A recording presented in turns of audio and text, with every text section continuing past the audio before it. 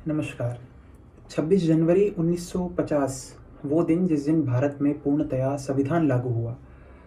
किसी भी राष्ट्र की अगर कल्पना की जाए तो कोई राष्ट्र केवल आज़ाद होने पर अपने नागरिकों को वो सब मुहैया नहीं करवा सकता जिसके लिए वहाँ के जो नागरिक हैं उन्होंने आज़ादी से पूर्व संघर्ष किया था।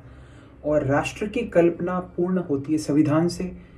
संविधान जो है वो मूलतः विधान शब्द से बना है। और हम सनातन संस्कृति की बात करें, भारत की संस्कृति की बात करें तो विधान का बहुत ही महत्वपूर्ण स्थान है। हम आम तौर में दैनिक मर्रा की जिंदगी में भी बात करते हुए कह देते हैं कि कोई भी कार्य विधान पूर्वक होना चाहिए। मांगलिक कार्य हो, शादी हो, शगुन के कार्य हो, यहाँ तक कि जब विवाहित होकर बच्चियां आती है जाती है और जब उन्हें गोने पर भेजा जाता है या फिर बच्चा उसके बाद में भेजा जाता है, तब भी ये कह दिया जाता है कि विधान पूर्वक सारे काम करो। तो संविधान की भूमिका भारत के पृष्ठ में तो जाहिर सी बात है बहुत ही अहम होनी थी।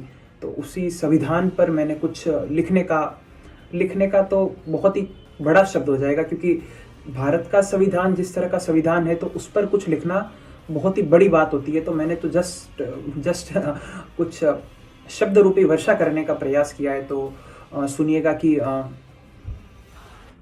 बिन राग के कोई भला संगीत सुना सकता है, बिन माटी के कृषक कोई क्या वृक्ष लगा सकता है, कैसे कोई पंछी उड़ पाए बिन नील गगन के, शायद ही कोई दूध पिलाए एक सूखे दामन से।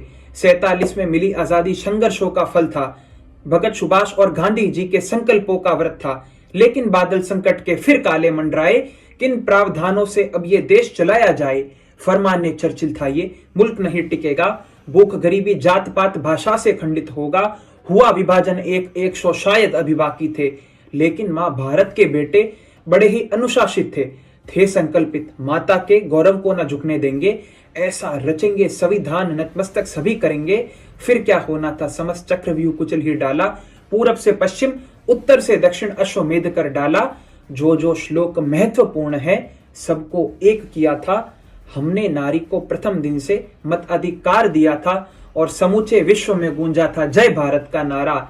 समूचे विश्व में गूंजा था जय भारत का नारा, जब ऊंच नीच के बंधन को जड़ से तोड़ दिया था। और शायद कलयुग के कुरुक्षेत्र में भारत संपूर्ण खड़ा था, जहां कर्ण को आज बाबा साहेब ने गीता उपदेश दिया था, जहां कर्ण को आज बाबा साहेब ने गीतोपदेश दिया था।